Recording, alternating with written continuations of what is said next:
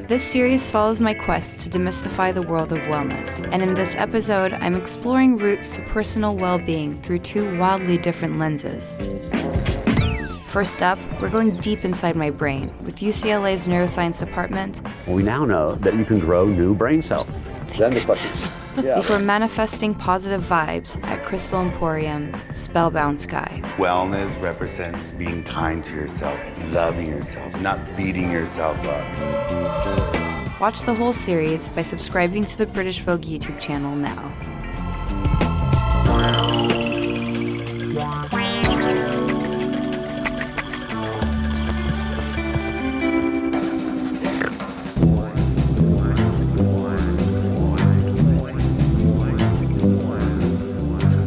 Mental well-being is a huge part of the wellness puzzle, but as a largely invisible entity, it's notoriously hard to measure or manipulate.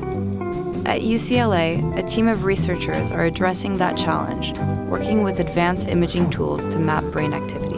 Can you tell how much of my brain cells I've fried by being silly in my youth? Do you want me to take your Instagram photo now? Or? Oh my God. I began my day with the frankly terrifying challenge of having my brain photographed in an MRI scanner. You know, I'm a little nervous. Great, I see your brain right now. I only lasted a few minutes in the machine, so my photos were lacking detail. But seeing a perfect rendering of my brain was still pretty mind-blowing.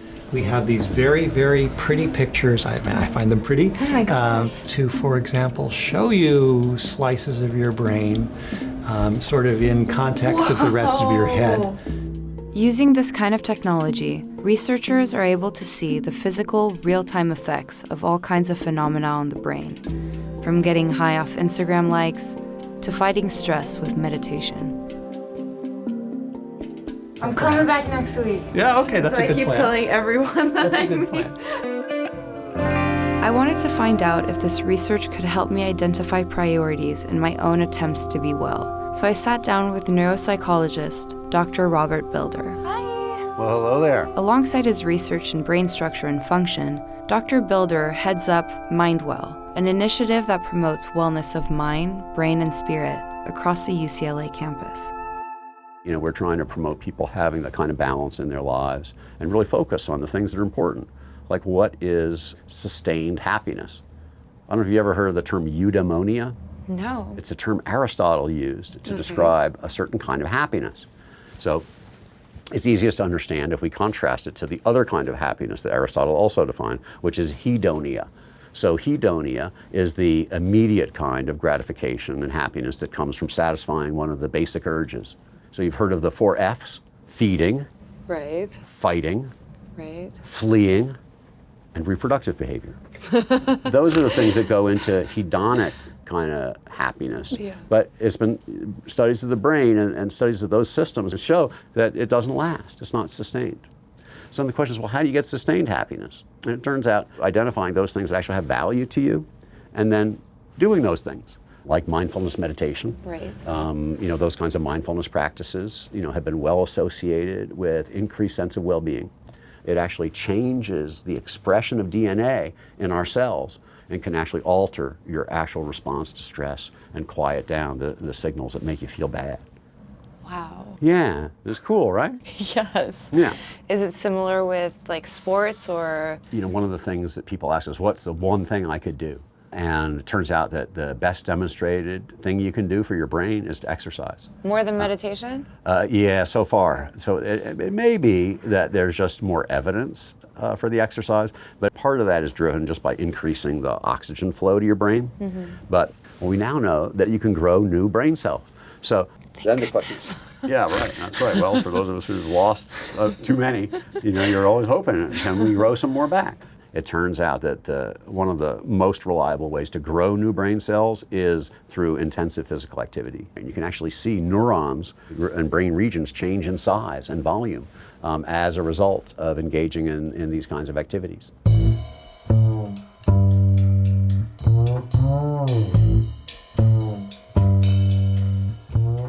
Can I ask a kind of personal question? You know, people with addictive behaviors, is that something, how does your brain and like...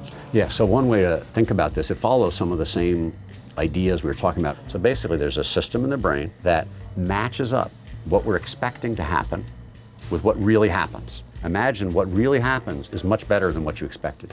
This part down in the brainstem secretes dopamine that dumps it into these ventral regions of the brain, these reward centers. And so they get all excited and you get the feeling of reward. Because, wow, things are much better than I thought they were gonna be. Right.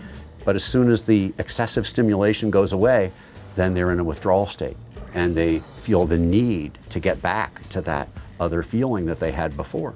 Yeah. Nicotine does a particularly insidious job of creating an increase in this reward system, and then you go into a negative state very quickly, and one in which you actually want the substance just to feel normal again. And it's those systems that I think are being hijacked by social media, because they're addicting us to the feeling as if we're connected to another person. Not just one person, but maybe to tens, hundreds, or thousands of people, when the reality is it's not sustained.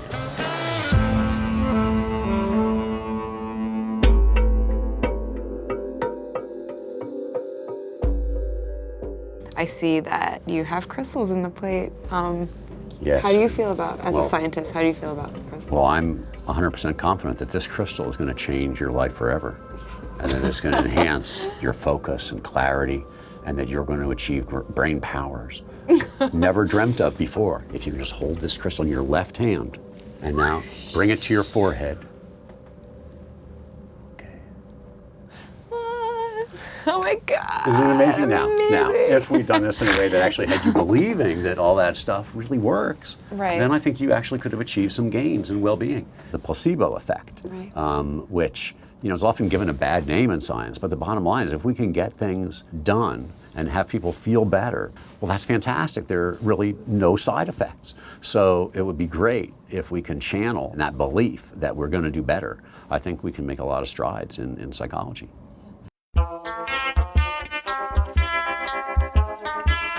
Bob hit upon something interesting there. This idea that, regardless of objective science, simply believing in something and acting accordingly can have a profound effect. I personally have felt a connection to crystals from a young age, so in order to learn a little bit more about the divisive stones, I paid a visit to Spellbound Sky to hang out with my new best friends, Mark and Martin. Hi, Camille. How's it going, darling? Nice to see you. The pink stones and the green stones are all heart-related stones, or it's all about compassion, love, kindness. So I always tell my clients, look at the crystals, don't even read what they mean, just what are you drawn to? So energetically, that's kind of the energy that you probably need. Yeah. It's all about co-creating your own reality. I'll take them all. I know, right? That's all I wear. This is another powerful way to cleanse your crystals and your energetic field also with Do I turn it around? It's sacred, magical smoke. It knows exactly what it's doing. Totally. Okay, you're cleansed. You're cleansed. and you're- Whoosh. It feels so good. Thank you so much. It smells so delicious. What is this good for? Carnelian is good almost like a motivated mindset, confidence, courage, all those things that make you go from you're not thinking it's gonna happen to, you know what, I got this. I can make this happen for sure. Say, for example, you're in a relationship and you need to break up with this person, but you don't have the courage or you can't muster up the guts to say, you know what, I'm done with you. Yeah. Then you would work with a stone like this. Just throw it at him.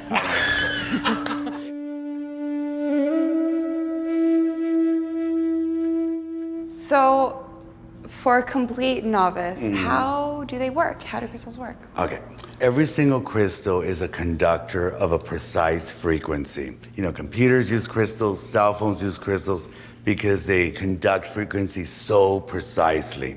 Every color correlates to a different energy center.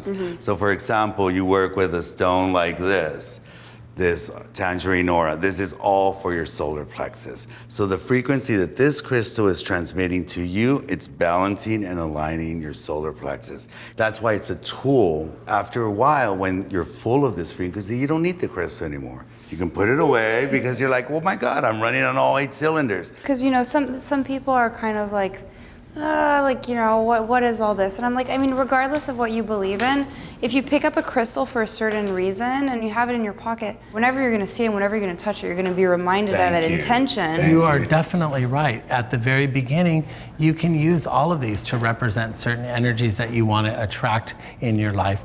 You'll see some people and they're like, well, I don't believe in crystals. And then they're wearing a diamond ring that they place so much significance on. And it does represent such an intense thing. And I mean, they're so beautiful. Freaking gorgeous. Look at this. You guys added the sparkles.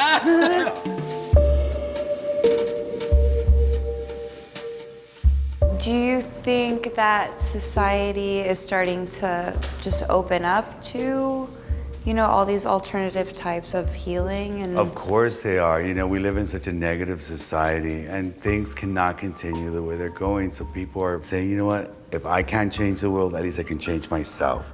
So by them changing themselves, one by one by one, the whole world will start waking up. At the end of the day, wellness represents being kind to yourself, loving yourself, not beating yourself up, you know, thinking positive about yourself in a balanced way. That's it. It's that simple, but it can make the biggest difference. what are you guys wearing right now? I'm wearing some smoky quartz, citrine, copper, some black tourmaline for psychic protection, and some more black tourmaline because I love black tourmaline. Yeah. Oh, and then my little Lemurian quartz crystal. Oh, and then I'm wearing some labradorite. I know. You can see You asked. Martin belongs to the More is More Club for sure. And this is called labradorescence. It does sound like a drag queen's name. Labradorescence. Totally. I was walking around last year. I really needed some love, and I was like, God damn it, there are no boys left in New York City.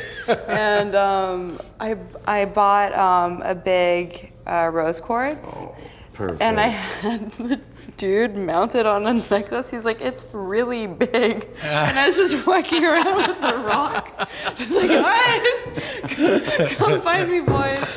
It was really funny. But it made sense to you at that time. It That's did. all that And you know matters. what? I got laid. So.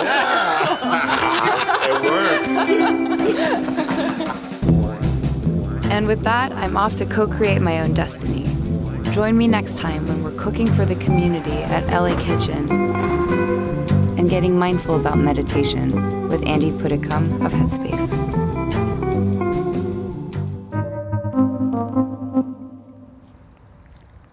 For more wellness, don't forget to subscribe to the British Vogue YouTube channel.